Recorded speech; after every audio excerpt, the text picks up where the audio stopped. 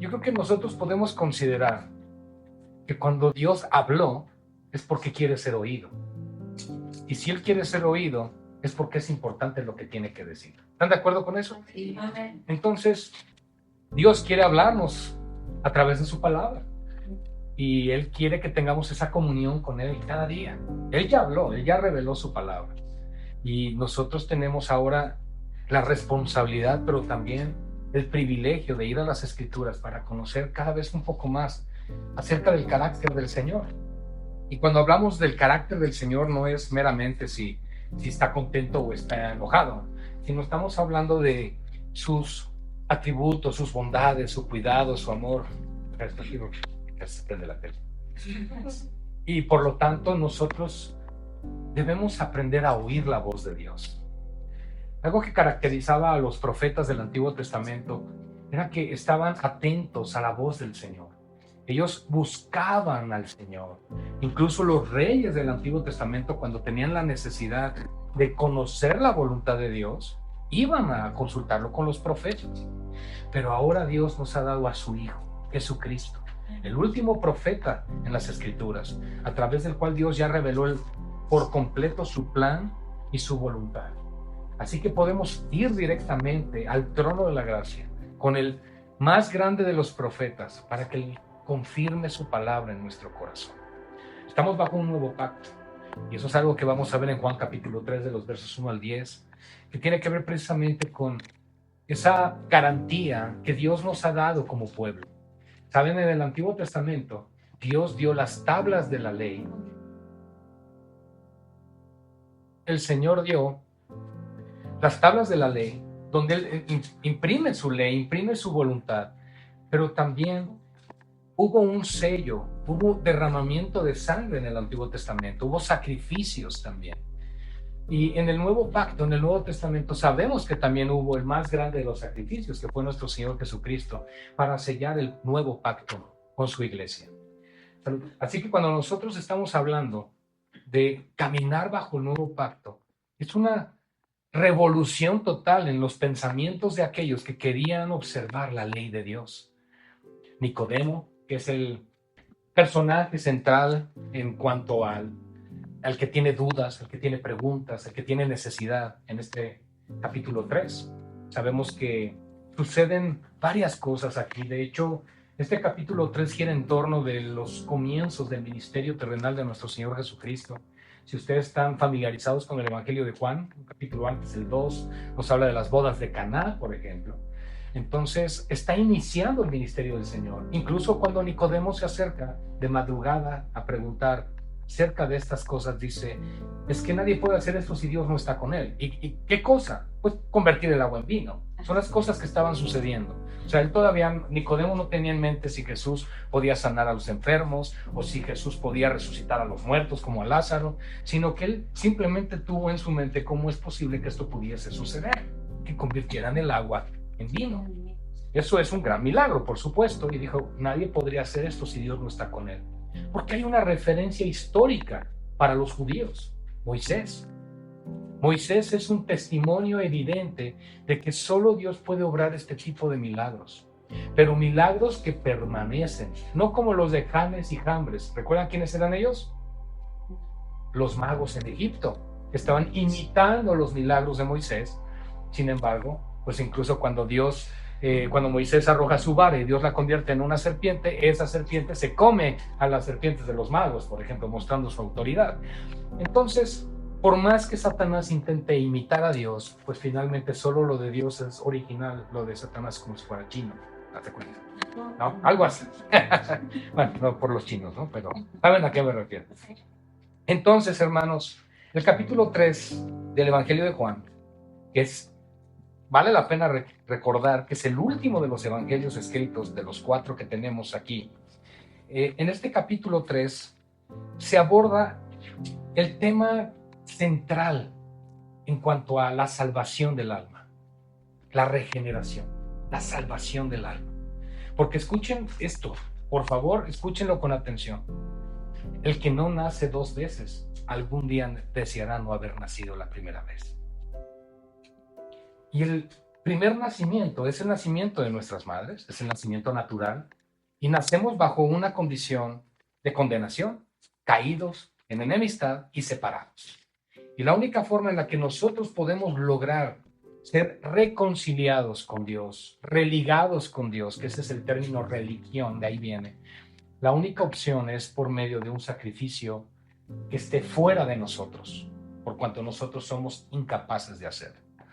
Es por eso que se da esta conversación y vamos a leerlo y vamos a abordarlo de una manera muy práctica, porque sé que ya tuvieron la predicación el día domingo. Dice así entonces la palabra del Señor, Juan capítulo 3, versículos del 1 al 10. Había un hombre de los fariseos que se llamaba Nicodemo, un principal entre los judíos, es decir, parte del Sanedrín. Este vino a Jesús de noche y le dijo: ¿Rabí?, que significa maestro, sabemos que has venido de Dios como maestro, porque nadie puede hacer estas señales que tú haces si no está Dios con él. Respondió Jesús y le dijo: de cierto te digo, que el que no naciere de nuevo no puede ver el reino de Dios. Nicodemo le dijo: ¿cómo puede un hombre nacer siendo viejo? ¿Puede acaso entrar por segunda vez en el vientre de su madre y nacer? Respondió Jesús: de cierto te digo, que el que no naciere del agua y del espíritu no puede entrar en el reino de Dios. El que es nacido de la carne, carne es, y lo que es nacido del espíritu, espíritu es. No te maravilles de que te dije: os es necesario nacer de nuevo.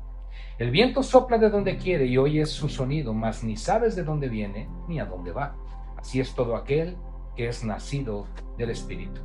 Respondió Nicodemo y le dijo: ¿cómo puede hacerse esto? Respondió Jesús y le dijo: ¿eres tú maestro de Israel y no sabes esto? Bueno, creo que podríamos continuar, pero vamos a dejarlo hasta ahí. El capítulo 2, como yo les mencionaba, se citan dos cosas importantísimas acerca del año de apertura, de manifestación de nuestro Señor Jesucristo. Él tuvo 3 años de ministerio. Recuerdan que fue el año inaugural, el año de inauguración. El segundo año fue el año de popularidad, donde creció su ministerio y miles lo seguían. Y el tercer año fue el año de oposición, así se conoce.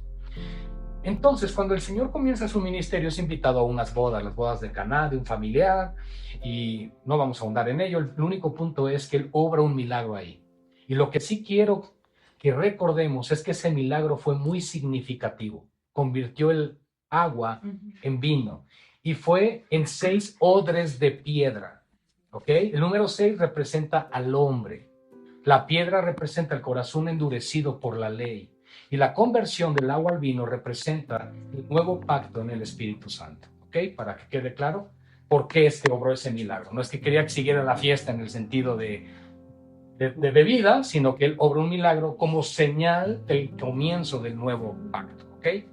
Bien. Pero la segunda cosa que Él hizo fue purificar el templo por primera vez. Lo hizo el primer año y el tercero. Lo hizo en esta ocasión, iniciando el ministerio, y lo hizo cuando entró en la última semana, cuando Él es recibido, en el que venía montado sobre el pollino de asna, etc. En esa semana volvió a purificar el templo. Lo hizo en 2 ocasiones. Entonces, Nicodemo era un principal de los fariseos. Eso significa que él vio lo que sucedió, pero también él pudo constatar la autoridad con la cual Cristo lo hizo. Eso es algo muy importante. Y ciertamente los evangelios nos recuerdan que se cita: y fue recordada la palabra, el celo de tu casa me consume. Nicodemo, al ser un principal, él conocía la ley. Quiero decirles una cosa: todos los fariseos por lo menos tenían memorizado los primeros 5 libros de la Biblia. ¿Recuerdan al hermano Emil Swain que vino? Él tiene memorizado todo el Nuevo Testamento, por ejemplo. O sea, sí se puede. La cosa es querer, ¿verdad? Ok, a lo que quiero llegar con esto es que no era cualquier persona. Era alguien realmente instruido, preparado, pero en su mente, en su corazón, todavía entenebrecido por la ley. Él no podía ver la luz. Él no podía considerar la manifestación de Cristo hasta que sus ojos fueran alumbrados con la luz del Evangelio. Él tenía que conocer al Señor. Lo mismo sucedió con el apóstol Pablo. Él, como Saulo, creía que tenía toda la autoridad viviendo bajo la ley. Incluso estoy haciendo la voluntad de Dios. pero el Señor lo deja ciego. Y al tercer día le caen esas escamas. El Señor le cambió la visión y ahora le permite ver con los ojos de Cristo. Eso es lo que sucede cuando una vida es transformada. Cuando alguien nace de nuevo, sucede lo que le pasó a Pablo, por ejemplo. Ahora, no significa que todos tengamos los mismos dones, pero el poder transformador en una vida debe ser así, como sucedió con Pablo, que antes perseguía a Cristo y al tercer día ahora predicaba en todo lugar a Cristo. Esa es una de las evidencias claras, evidentes, porque ahora amo al Señor. Mis afectos, mi corazón han sido cambiados. ¿Por qué? Porque el Señor me dio luz, quitó las tinieblas de mi mente, de mi corazón. Ciertamente seguimos luchando, lidiando, batallando con la carne, con el viejo hombre, pero el apóstol Pablo nos da instrucciones claras.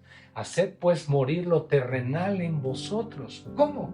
Llevando una nueva vida del Espíritu, con la ayuda de la palabra y con la ayuda del Espíritu de Dios que Dios ha hecho morar en nosotros. Así que tenemos todo lo necesario para llevar la vida igualita a la de Pablo. ¿Qué les parece? Eso es impresionante. Gloria al Señor. Bien, Nicodemo entonces viene de noche. Sé que se explicó la razón por la cual viene de noche y es precisamente porque él quería hacerlo en oculto. Ciertamente hay evidencia, aún en los evangelios, de que él fue convertido en su momento al Señor, porque el Señor vino a llamar primeramente de los judíos, a los pecadores al arrepentimiento. Él vino a salvar a las ovejas perdidas de Israel. Y ciertamente también se extendió por misericordia y gracia la salvación hacia nosotros, los pueblos gentiles, porque los judíos rechazaron al Mesías. ¿Verdad? Cuando Poncio Pilato le dijo, pues aquí está Jesús, no, queremos a Barrabás. Escogieron al ladrón y asesino en lugar de al dador de la vida. ¿Y qué hacemos con Jesús el Cristo, el Rey de los judíos? Crucifícalo. Y las consecuencias, por generaciones hasta hoy, como sabemos, las están viviendo, porque su sangre sea sobre nosotros y sobre nuestros hijos y los hijos de nuestros hijos. Ahí está la razón. Ok, entonces viene este hombre de madrugada y comienza una conversación con Jesús. Lo interesante es que viene con Cristo y le dice, sabemos que has venido de Dios. Fíjense la palabra plural, sabemos. O sea, en el consejo del Sanedrín, entre los fariseos dijeron, es que esto no lo puede hacer alguien, a menos que Dios esté con él. Pero probablemente dijeron, bueno, vamos a ver qué pasa, porque muchos se han levantado, vamos a ver qué sucede. Pero él dijo, él en su corazón tuvo la inquietud de, necesito hablar con él. Lo hizo, fue. No sabemos incluso si fue enviado por el mismo Sanedrín a indagar, no lo dice el texto, pero lo que sí sabemos es que él tenía una preocupación, una pregunta en lo profundo de su corazón. Porque cuando él llega, elogia al Señor. ¿Sabes? Es que nadie puede hacer esto si Dios no está con él.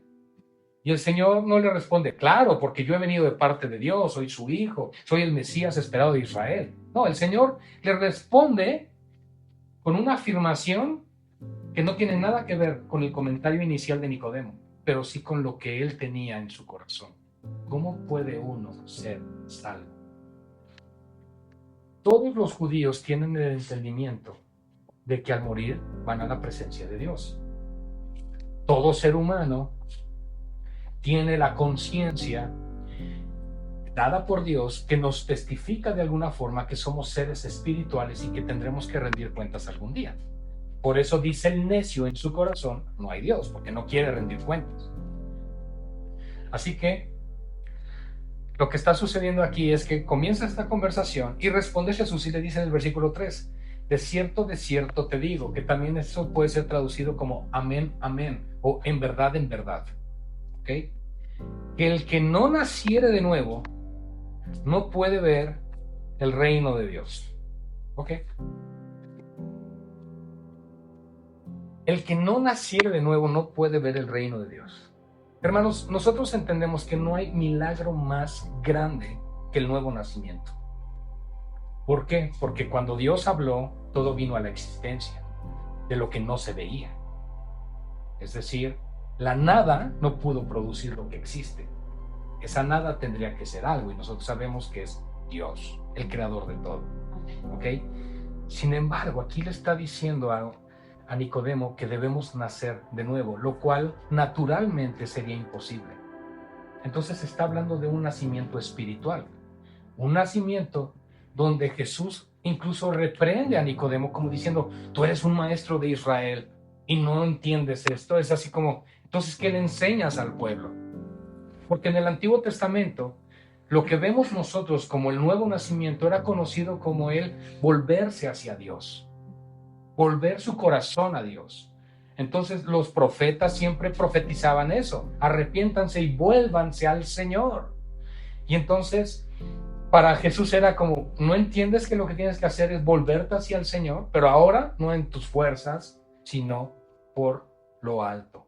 Un nacimiento espiritual, soberano, que no depende del ser humano o del hombre, sino de Dios. El nuevo nacimiento o la regeneración no se da porque repitas una oración, no se da porque pases al frente a una iglesia, no se da porque andes cubriendo personas con la sangre de Cristo.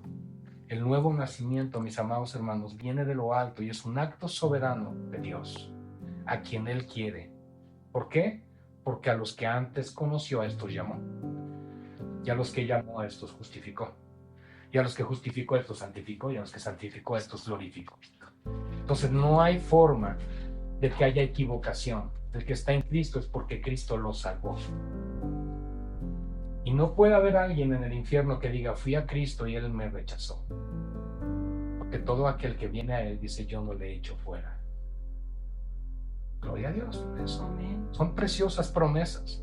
Pero está iniciando el Señor su ministerio y tenía que dejarle claro a los fariseos que la salvación y que el propósito del Mesías no era un propósito terrenal, no eran solamente cambios instantáneos o temporales, aunque duren el resto de nuestras vidas, sino un cambio total,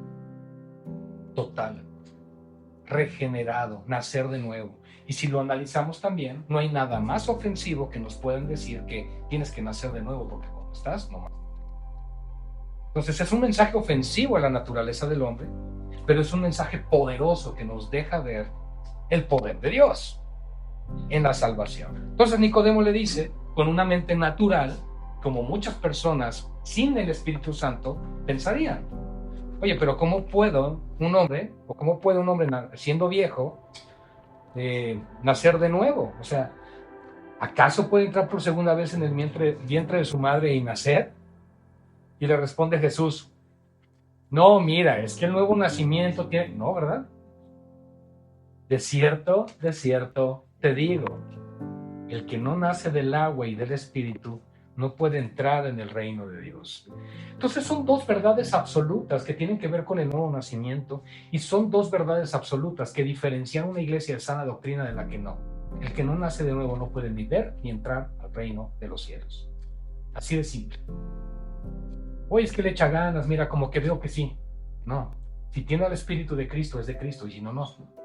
Si da el fruto del Espíritu de Dios, entonces sí, si no, no. Pero ¿cómo? ¿Esos bíblicos? Sí, por sus frutos los conoceréis, no por sus obras. Porque muchos en aquel día me dirán, Señor, Señor, en tu nombre hicimos. Sí, pero nunca te conocí, porque nunca te adopté, nunca fuiste mío, nunca tuviste al Espíritu de adopción. Y nos enseña entonces Romanos 5:8 que Dios muestra su amor para con nosotros en que... No, ese no es el verso, perdón. Romanos 5:8 nos enseña que Dios nos ha derramado su Espíritu en nosotros, mostrando así su amor. Lo estoy parafraseando, olvidé ahorita el verso. Pero, más Dios muestra su amor para con nosotros, ¿es eso? Y que aún siendo pecadores, Cristo murió por nosotros y nos ha dado su Espíritu. O sea, nos ha dado su amor por medio del Espíritu. Entonces el Espíritu Santo son las arras en una boda que representa. Pues es el pequeño cofrecito de dinero, que así lo usan los católicos, donde con ese cofrecito está representándose que el marido proveerá para su hogar, para toda su vida. Es decir, este cofrecito representa la provisión que tendremos durante el matrimonio. El Espíritu Santo son las arras, es decir, la garantía de la posesión adquirida, dice la Escritura, la garantía de la herencia que Cristo ha conseguido para nosotros, su esposa. Wow. Entonces el Espíritu Santo, mis amados hermanos, que es la tercera persona de la Trinidad y es Dios mismo, habita dentro de la iglesia, dentro de cada uno de nosotros, si somos de Cristo. Eso significa que hemos nacido de nuevo, que podemos ver ahora y en un futuro el reino de los cielos, porque vivimos por fe y no por vista. Estamos en el mismo mundo con un impío caído que no ha sido regenerado, pero vivimos con esperanza, vivimos con confianza, vivimos con seguridad. Pero también el que ha nacido de nuevo vive en pureza, vive en santidad y vive en comunión con Dios, apartándose de toda iniquidad y de toda fornicación, dice la Escritura. Entonces hay una evidencia genuina del que ha nacido de nuevo. Y esa evidencia no solo es congregarse, no solo es cantar, aunque son parte de las evidencias, que quede claro. El pastor dijo que no es por congregarme, entonces no me congrego. No. La Escritura dice en Romanos 10 que hay que congregarse y que no dejemos de hacerlo. A lo que voy es que el fruto y la evidencia de alguien que ha nacido de nuevo tiene que ser visible. Porque nadie toma una luz para ponerla debajo de la mesa o debajo de una vasija, sino que la pone en cierto lugar donde alumbre a todos, como estas lámparas. Si estas lámparas las ponemos debajo de las mesas, no vamos a poder leer. Tienen que estar en un lugar donde podamos ver. El cristiano, por lo tanto, al ser luz en este mundo y al ser sal, tiene la posibilidad de reflejar a Cristo en un mundo de tinieblas. Entonces, ¿cómo debemos de vivir? En luz. Y no es nuestra luz. Brillamos con la luz de Cristo. Entonces necesitamos comunión con Él. Y si no nacemos de nuevo, mis amados hermanos, será imposible. Tendremos vidas frustradas, religiosas, con cargas que no podemos llevar, porque podemos llevar la palabra a la práctica cuando el Espíritu de Dios nos gobierna, cuando el Espíritu de Dios nos impulsa, cuando Él nos ayuda en nuestra santificación. Ya no veas eso, ya no escuches esto, ya no digas eso, ya no hagas esto, lo otro, etcétera. O sea, el Señor va trabajando en nuestra santificación. Pero nosotros, a medida que conocemos la palabra, y por cuanto no somos robots, sino seres volitivos, que significa con voluntad, entonces nosotros debemos responder en acción. Nicodemo estaba haciendo lo correcto. Oye, yo quiero saber qué pasa. Pero aquí cualquiera de nosotros podría preguntar, ¿pero por qué Jesús le responde algo que él no preguntó?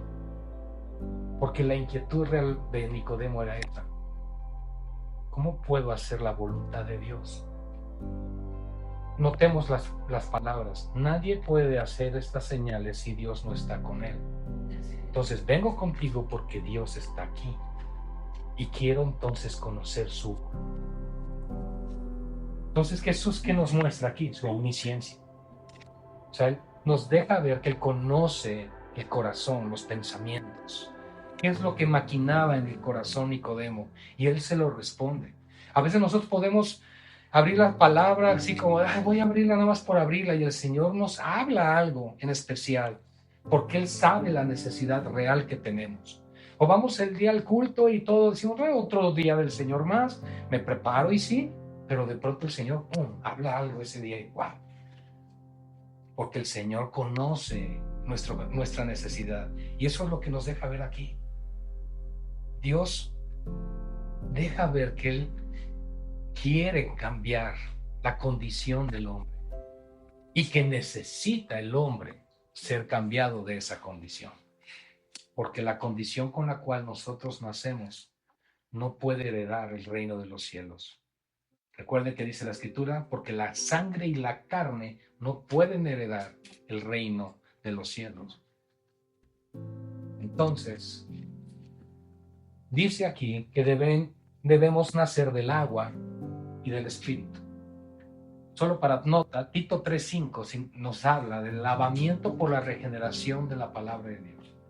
Ahora, en este instante, Nicodemo no tiene ni la menor idea de lo que va a ser revelado por el Espíritu Santo a Pablo. Él no sabe de las cartas paulinas, nosotros sí. Entonces, ¿qué es lo que pudo haber pasado por la mente de Nicodemo cuando se le dice nacer del agua? ¿Qué acontecimientos estaban en ese momento frescos en Israel, principalmente en Betábara, al norte de Jordán? ¿Quién recuerda? Juan el Bautista estaba bautizando con el bautismo de arrepentimiento. ¿Ok? Entonces Nicodemo, al escuchar nacer del agua, él debe traer a la mente lo que Juan el Bautista estaba haciendo, porque los fariseos también fueron a cuestionar a Juan. ¿Eres tú el Cristo? No, pues no soy yo, pero viene detrás de mí. Yo solo soy alguien que vino a preparar el camino y por lo tanto es aquel Elías que había de venir, profetizado en Malaquías capítulo 3. Pero el Señor Jesucristo aparece y le dice de pronto a un fariseo de los principales: tienes que arrepentirte. Eso es nacer del agua, el arrepentimiento que viene por la palabra y el lavamiento de la palabra que limpia al pecador en su mente, en su corazón. Entonces, nacer del agua, sí es como lo explicó el pastor Javier, en cuanto al lavamiento por la palabra, pero también implica el arrepentimiento para con Dios. Y por el otro lado, nacer del Espíritu. Significa la obra soberana del Espíritu Santo transformando a la persona. Es decir, no basta con mojarte. O sea, es muy claro el Señor aquí. Bueno, pues ya me bauticé en agua, ya la hice. Ya hice mi oración de fe, que no está en la Biblia, pero bueno, ya hice la oración, ya me bauticé, ya soy del Señor. No. Tienes que nacer del Espíritu. Porque el bautismo del Espíritu Santo, que es uno de los bautismos a la luz de la doctrina de bautismos de Hebreos capítulo 6, que implica bautismo del Espíritu Santo, bautismo en el cuerpo de Cristo, bautismo en agua, bautismo de sufrimiento y bautismo de fuego. Son los bautismos de los cuales vemos en la Escritura, es decir, donde el Señor nos sumerge o nos sujeta a eso. El bautismo del Espíritu Santo es el primerito que tiene que suceder para ser salvo. Hay corrientes cristianas que dicen: ya te bautizaste, ya recibiste a Jesús, ahora te falta que recibas al Espíritu Santo. Eso es completamente antibíblico. Una persona viene a ser de Cristo cuando el Espíritu Santo la regenera, porque es el espíritu de adopción que lo recibe en la familia de Dios, y por eso decimos Abba Padre. Es así de sencilla la ecuación.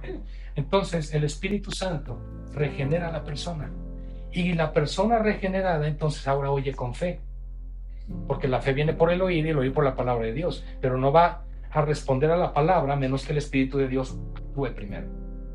Por eso la vendedora del púrpura, Lidia, en Hechos capítulo 16, dice la palabra que Dios abrió su corazón para que ella estuviera atenta a las palabras de Pablo. Entonces Dios abre el corazón, viene la regeneración, escuchas la palabra, viene la fe, creo en Jesús, me arrepiento. ¿Sí ven el orden? Ese es el orden de la salvación. Y gracias a Dios que el Espíritu Santo hace esta obra. Y eso es el nuevo nacimiento, hermano. Porque si no nacemos de nuevo, no podremos ni ver ni entrar al reino de Dios. Y por eso le continúa diciendo: es que sabes, lo que es nacido de la carne, carne es. O sea, si permaneces en esta cuestión, o si piensas que me estoy refiriendo a volver al vientre de tu madre, estás equivocado. Porque continuarías siendo solamente carne, hijo de Adán, bajo condición caída. Pero el que nace del Espíritu, ese sí, Espíritu es. Y además, aquí le aclara, por si había la duda de ¿y cómo le hago? No sabemos, porque es como el viento, que no sabemos de dónde viene ni a dónde va. Así también son los nacidos del Espíritu. O sea, como enseña Romanos capítulo 9, hablando de la soberanía de Dios, no depende del que quiere ni del que corre, sino de Dios que tiene misericordia. Así es esto. Así que si estamos en Cristo, démosle gloria y démosle gracias, y vivamos también con temor, con reverencia, con pasión, con denuedo y con esfuerzo en la obra de Dios, porque Él nos escogió. Pudo haber escogido a otros. Piensa incluso así: pudo haber escogido a otros que le servirían mejor que nosotros, pero nos escogió por gracia. Y si Él nos escogió, entonces esforcémonos por agradarle, por ser buenos soldados en la milicia del Señor. Dios nos ayude, hermanos. Así que el Señor cierra aquí, en el versículo 9, con la conversación con Nicodemo, y le responde: bueno, ¿y cómo puede hacerse esto? Y entonces cierra con esta cuestionante, ¿no? ¿Eres tú maestro de Israel y no sabes esto? Hasta ahí vieron el pasaje en el día domingo, pero es evidente que el Señor continúa la conversación con Nicodemo. Y en esta conversación le hace ver que las palabras que Cristo está hablando deben ser entendidas y discernidas espiritualmente. Porque de lo contrario, dice, si las cosas terrenales, si te estoy explicando que tienes que nacer de nuevo, no las entiendes, ¿cómo vas a entender lo espiritual? Y esa comprensión y el entendimiento de lo espiritual, mis amados hermanos, solo puede venirse a dar detrás o después del nuevo nacimiento. Ahora quiero cerrar con esto, ¿no? Si hemos nacido de nuevo, tiene que haber una evidencia. Y tiene que haber en nosotros un ejemplo palpable en nuestro comportamiento, en nuestro carácter, en nuestra forma de pensar, en nuestras decisiones, en nuestras acciones. Fíjense, a veces cometemos el grave error los cristianos de decir, ¿qué haría Jesús en este caso? Eso es incorrecto. Es ¿qué hizo Jesús? Hay gran diferencia. ¿Qué hizo? Pues él se abstuvo, él se guardó, él no se comprometió, porque voy y hago lo contrario. Debo conocer a Cristo. Recuerden que la vida cristiana, la madurez, el crecimiento y todo lo que se espera de nosotros depende de la respuesta a la siguiente pregunta. ¿Quién es Jesucristo para ti? La respuesta que tengas entonces determinará tu fe, tu diligencia, tu amor, tu pasión. Porque cuando las cosas de este mundo nos gobiernan, aún a los hijos de Dios también se nota. Porque damos prioridad a las cosas de esta vida antes que a las cosas del Señor. Y el Señor nos dice, ¿sabes? Primeramente busca mi reino y mi justicia, y todas las demás cosas de las cuales Él sabe que tenemos necesidad vendrán por añadidura. Entonces, la Escritura nos recuerda algo muy importante respecto a esto, que por nada debemos estar afanados. Por nada estéis afanosos. Está por ahí de Filipenses 4:13, si no me equivoco. Por nada estéis afanados o afanosos. Antes bien, sean conocidas vuestras peticiones delante de Dios con todo ruego en acción de gracias. Señor, mi corazón se carga, mi corazón se pesa, mi corazón se aflige, mi corazón se duele. Pero vengo a ti, Señor, porque yo no lo puedo solucionar. Vengo a ti a descansar en ti, a que tú me ayudes, me des dirección, a que en tu misericordia, si es tu voluntad, que las cosas se ajusten, cambien, que así sea, Señor. Y si no, dame la fuerza para permanecer, dame la fuerza para no negarte, dame la fuerza para continuar. Pero hermanos, vamos a llegar a tener ese tipo de resoluciones en nuestra vida cristiana cuando tengamos verdaderas convicciones bíblicas. Y esto solamente se puede hacer renunciando a nosotros mismos. Y Él lo pide desde el principio, niégate, abandónate en mí, lo que el Señor nos está diciendo. Deja de confiar en tus propias fuerzas. Y todo esto tiene que ver con el fruto del nuevo nacimiento, hermanos. Porque si hemos nacido de nuevo, significa ahora que tenemos dueño. Y ya no es Satanás, gracias a Dios, sino aquel que nos compró con su sangre. Le pertenecemos al Señor. Así que Dios nos ayude, amados hermanos, para vivir para la gloria de aquel que murió y resucitó por nosotros, para llevarnos a la eternidad al lado de su Padre. Amén. Vamos a orar, hermanos.